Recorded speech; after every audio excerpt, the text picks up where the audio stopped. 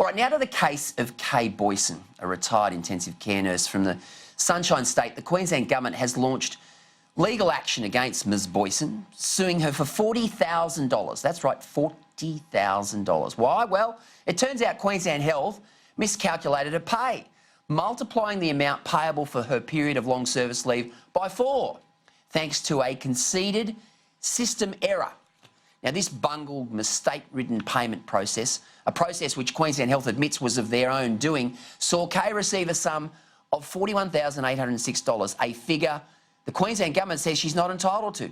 So what's the government doing now about it? Well, they want their cash back. The heartless Palaszczuk government is chasing down a retired nurse, an ICU nurse for that matter, for an error she didn't make and did not know about, stubbornly refusing to release her from her liability. And there's many, many more, hundreds more of these particular nurses that they're going after. And get this, now to reclaim the money, the government is relying on a 1924 New Zealand legal loophole which allows them to pursue an old debt. Why? Well, because their demand for repayment is outside the 12 months allowed under industrial law. So they're going after her with a Kiwi law, not an Aussie law. What a disgrace. An ICU nurse who's worked hard all her life to care for the people of Queensland, and now the Queensland Government treats her like this.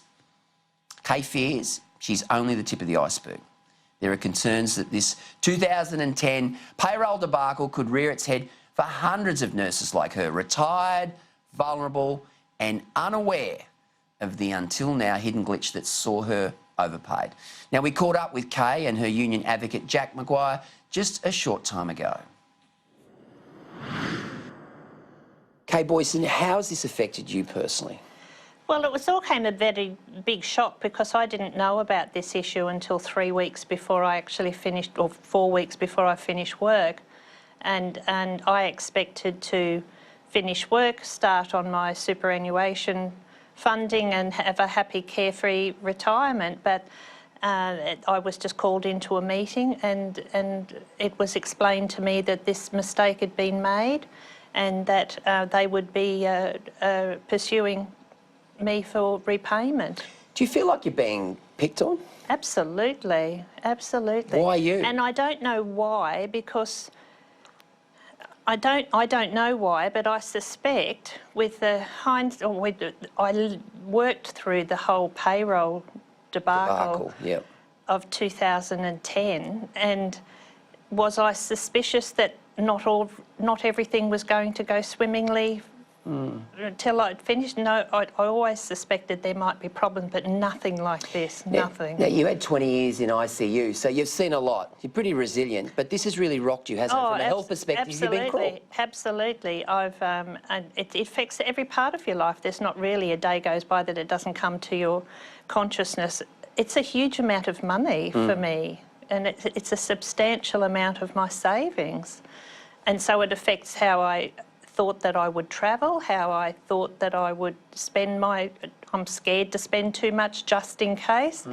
And certainly from sleep patterns and general health. In fact, it was only 6 months after this was brought to my attention that I had a small stroke.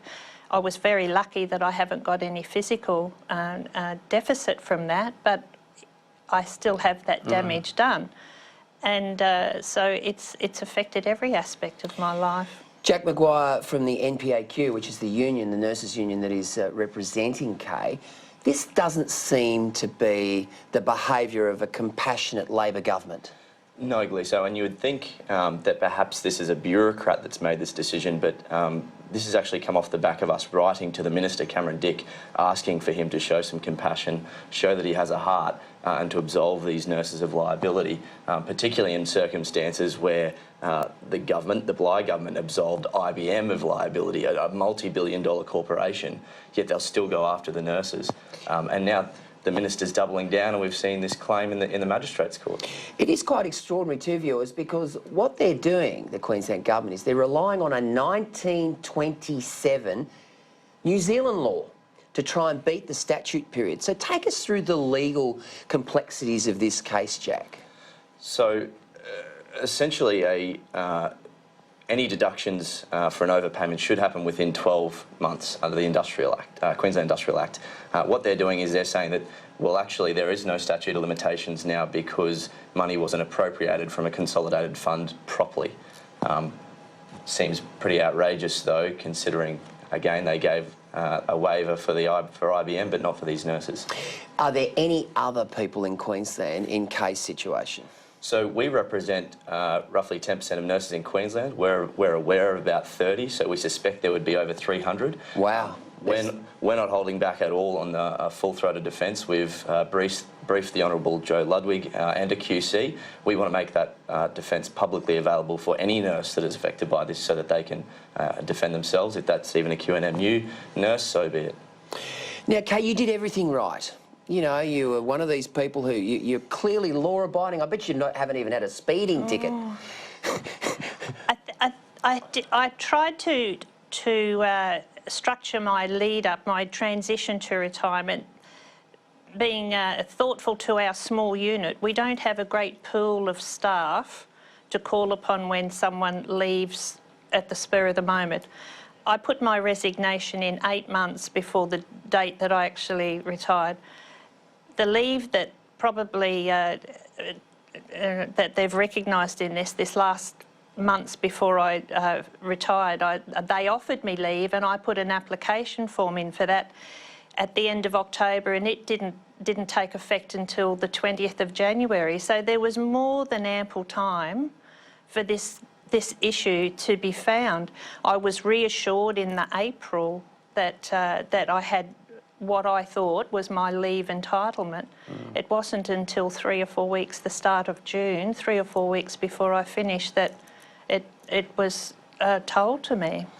What would you say to Anastasia Palaszczuk if she was watching tonight when, you know, she is a woman with compassion. She does have empathy for Queenslanders, and we saw that during the fires.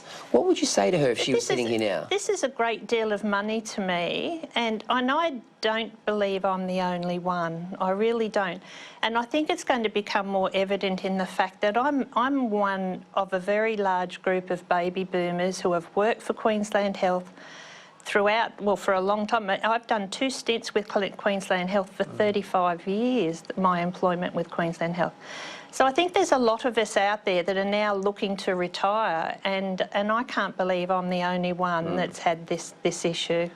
Absolutely. Jack, what would you say to the Premier if she was sitting here? Oh, I think you need to look at the circumstance of the case. I mean, this isn't even just money that's ended up in your account. This is... And she did the right thing. And she did nothing wrong. This is long service leave being added on. So who watches their long service leave? I don't know. But there is a directive from her work saying, you need to get on and take your long service leave. She said, yeah, fine, I'll go and take my long service leave.